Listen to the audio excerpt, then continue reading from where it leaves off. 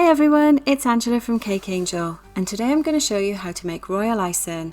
For this I'll be using 1 kilo of icing sugar, 5 tablespoons of meringue powder and 3/4 of a cup of warm water. And the reason we're using warm water is this will actually help to dissolve the meringue powder before we start to make the icing. So let's add our water to the mixing bowl.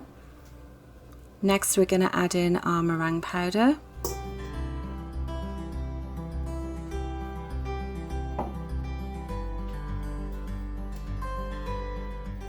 And then I'm going to use the paddle attachment of my stand mixer to mix it until it's nicely combined. And this will actually start to go a little bit frothy as it combines as well.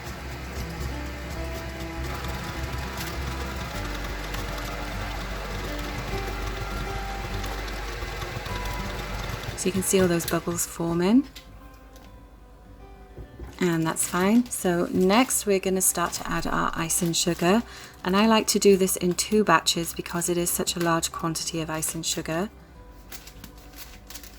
And this bag is also pre-sifted. If yours isn't, then give it a sift before you add it in, and this will actually avoid any of those little lumps that you get once your icing is made. Now a little tip for you, because there is a lot of powdered sugar here, I'm using a spatula to start to combine it.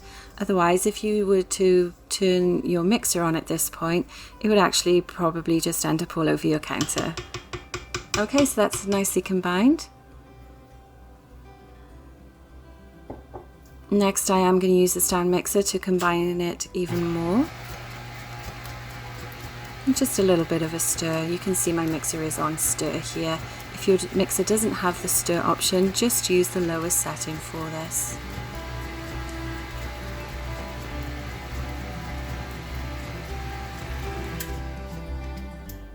Okay, so now it's time to add the rest of our icing sugar.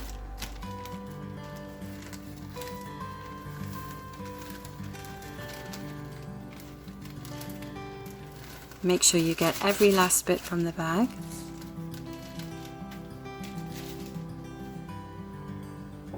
And we're going to do the same thing again and use the spatula just to get that combined before we turn the mixer on.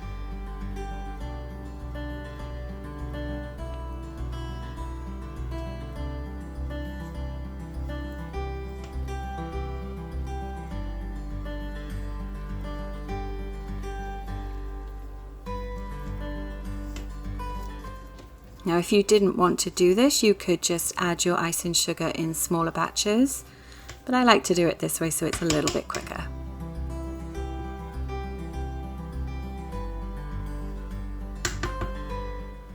So now we're going to go ahead and use the stand mixer again to stir it one final time.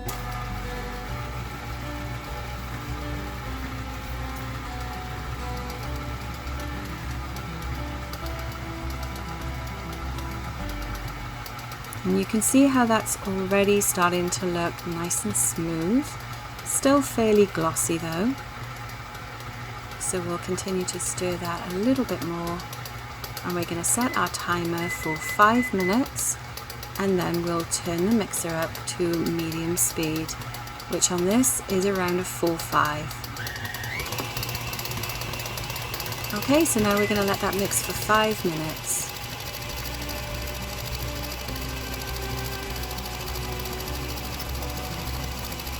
You can see already the volume increasing in the icing. It's also starting to get a little bit duller and lose that glossiness.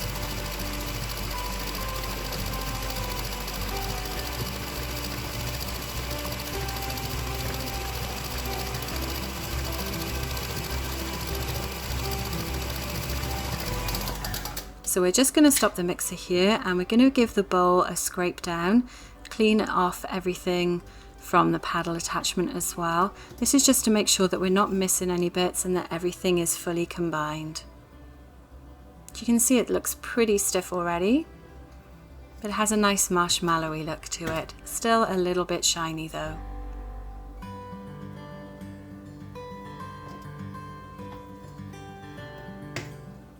And our timer is still going, so we're going to pop that paddle attachment back in the icing and continue mixing it on the medium speed until the timer finishes.